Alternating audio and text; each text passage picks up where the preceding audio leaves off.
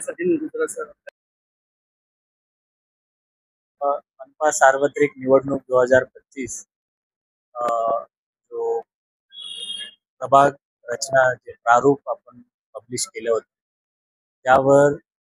लोकांचे मत काय, सुझाव काय,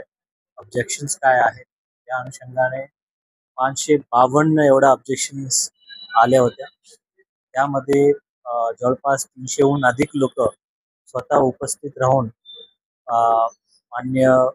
अनुकुमार यादवजी जे राज्य शासनाने प्राधिकृत केलेल्या अधिकारी यांच्या समक्ष त्यांचा मुद्दा मांडला. प्रत्येक लोकांना पुरेशी संधी आणि वेळ देण्यात आली होती आणि त्यामधून जे आमची महानगरपालिकेचे अभिप्राय माननीय महोदयांकडे दिला जाणार, जे उचित वाटेल त्या ठिकाणी माननीय महोदयांनी महाराष्ट्र शासनाला देण्यात येते आणि त्यानंतर ते निवडणूक राज्य निवडणूक आयोगाकडे जाते आणि त्यानंतर त्याचं जे अंतिम स्वरूप जे आहे शेवटी त्या गॅझेटमध्ये ते पब्लिश केलं जाईल, मानलं जाईल आणि त्यानंतर पुढील प्रक्रिया जे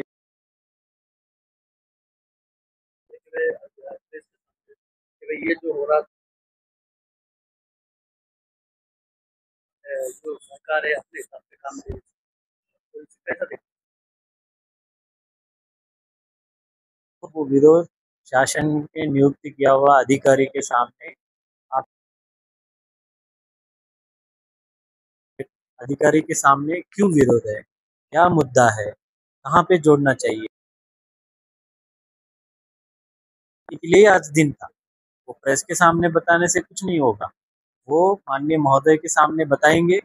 कौन से कायदे से, कौन से सेक्शन से, कौन से कलम से, कौन से रूल से, परिपत्रक से गलत हैं, तो वो जैसे बताएंगे उस प्रकार से वो कायदे के तत्व पर बात करना चाहिए और जरूर गलत हो सकते हैं, तो गलत का निदर्शन त्यासाठी ते हा प्लॅटफॉर्म आहे, हे कायदेशीर प्लॅटफॉर्म आहे, त्यामध्ये तुम्ही सांगितल्यावर त्याचा निर्णय होईल. बाहेर बोलल्यावर आता दिवसभर बसून उज्ज्वल चॅनल पण बघा आणि हे पण बघा, वाईट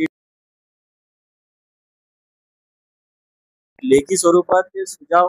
आमच्याकडे दिल्यावरच आम्हाला कळेल ना की करने वाले सर? सब चालू करने डेली चालू है.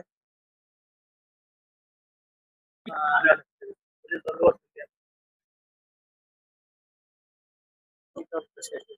आणि ज्या ठिकाणी कायदा सुव्यवस्था पोलीस प्रशासनाच्या सहकार्याने त्या ठिकाणी तोडलं जाईल. क्या